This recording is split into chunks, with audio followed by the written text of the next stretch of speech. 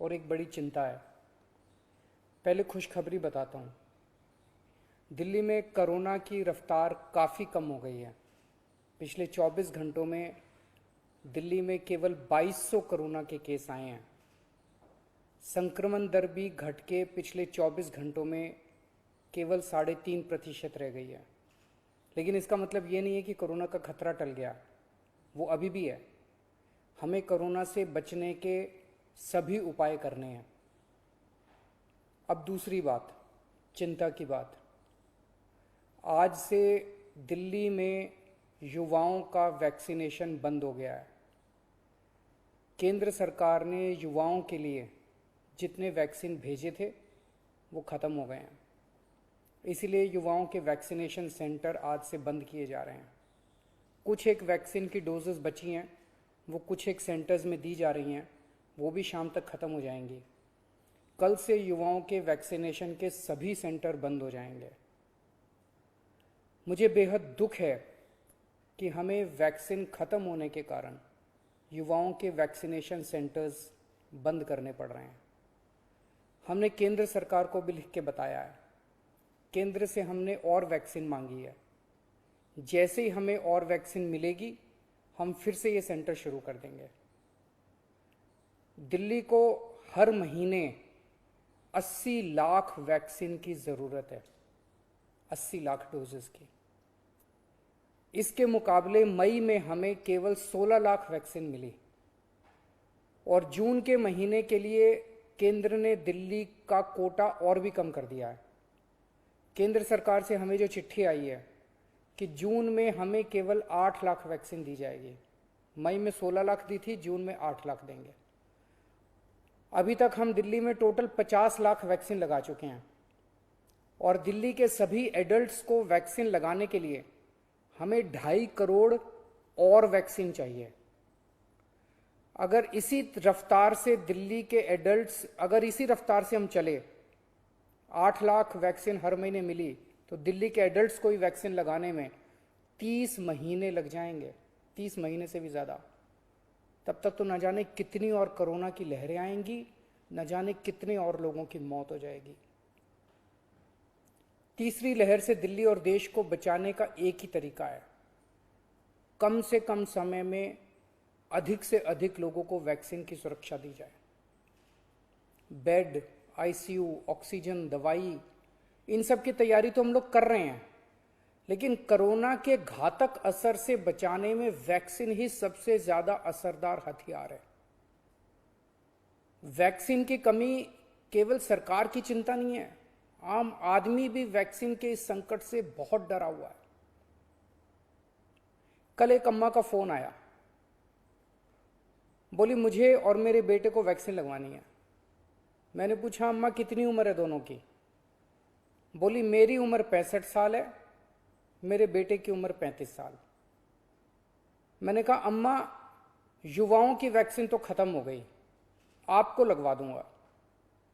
थोड़ा सोच के बोली अच्छा मेरे वाली वैक्सीन मेरे बेटे को लगवा दे, वो नौकरी के लिए घर से बाहर जाता है, मैं तो बूढ़ी हो गई, उसे तो आगे परिवार भी संभालना है, इसलिए उसका सुरक्षित रहना जरूरी है। ये सुन के दिल में बहुत पीड़ा हुई। आज वैक्सीन की कमी की वजह से देश में बेहद मुश्किल हालात पैदा हो गए। अगर देश में किसी पिता, किसी बेटे, किसी भाई, किसी माँ, किसी बहन के सामने ये धर्म संकट है कि वो खुद वैक्सीन ले या अपने परिवार के युवाओं के लिए छोड़ दे, तो इससे ज्यादा दुखद बात और क्या हो सकती है। कोरोना से लोगों की जान बचाने के लिए हमें देश में वैक्सीन की उपलब्धता तुरंत बढ़ानी पड़ेगी। इसके लिए केंद्र सरकार को मेरे 4 सुझाव हैं।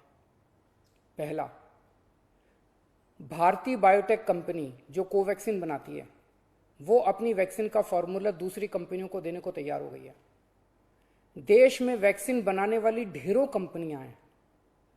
केंद्र सरकार तुरंत उन सभी कंपनियों को बुलाए और उन्हें आदेश दे, उनसे रिक्वेस्ट ना करे, उन्हें आदेश दे कि वे सभी कंपनियां युद्ध स्तर पर समयबद्ध तरीके से वैक्सीन बनाना तुरंत चालू करें। मैं पूरी विनम्रता से कहना चाहता हूं कि इन सभी कंपनियों को अगले 24 घंटे में बुलाकर ये आदेश दिए जाएं। मेरी बात को अन्यथा ना लिया जाए। इस वक्त एक एक दिन कीमती है, इसलिए मैं ये बात कह रहा हूं। दूसरा सुझाव, सभी विदेशी वैक्सीन, जितनी विदेशी वैक्सीन है उनको भारत में इस्तेमाल करने की तुरंत इजाजत दी जाए। ये भी 24 घंटे में होना चाहिए, इसमें भी बिल्कुल देरी ना की जाए। और विदेशी वैक्सीन के जितने निर्माता हैं उनसे भारत सरकार बात करे। अभी भारत सरकार ने राज्यों पे छोड़ दिया कि स्टेट्स बात करें, हर राज्य अपने अपने स्तर पे विदेशी कंपनी वालों से बात करे। ये कोई अच्छा लगता है?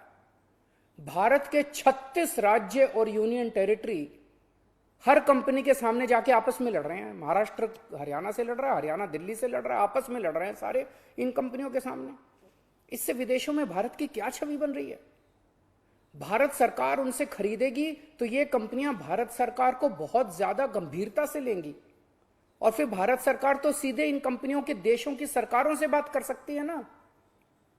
और भारत सरकार जब इन कंपनियों से बात करेगी तो भारत सरकार तो कई 100 करोड़ की वैक्सीन खरीदने की बात करेगी, तो जाहिर है ये कंपनियां भारत सरकार से कहीं ज्यादा अच्छे से बात करेंगी।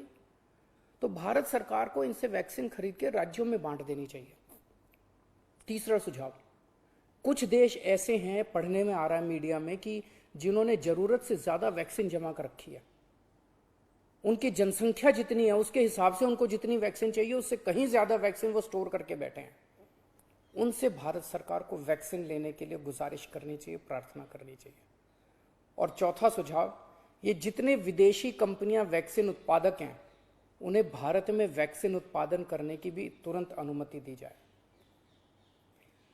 अंत में मेरा केंद्र सरकार से यही अनुरोध है कि दिल्ली को तुरंत वैक्सीन उपलब्ध करवाई जाए ताकि हम फिर से वैक्सीन लगाना चालू करें, अपने वैक्सीनेशन सेंटर खोलें और दिल्ली का वैक्सीन का कोटा भी बढ़ाया जाए। कोरोना की इस लहर में सबसे ज़्यादा युवा जिंदगियों का नुकसान हुआ है, युवाओं की मौत हुई है, और दिल्ली में इस वक्त युवाओं के कोटे की वैक्सीन खत्म हो गई है। नमस्कार।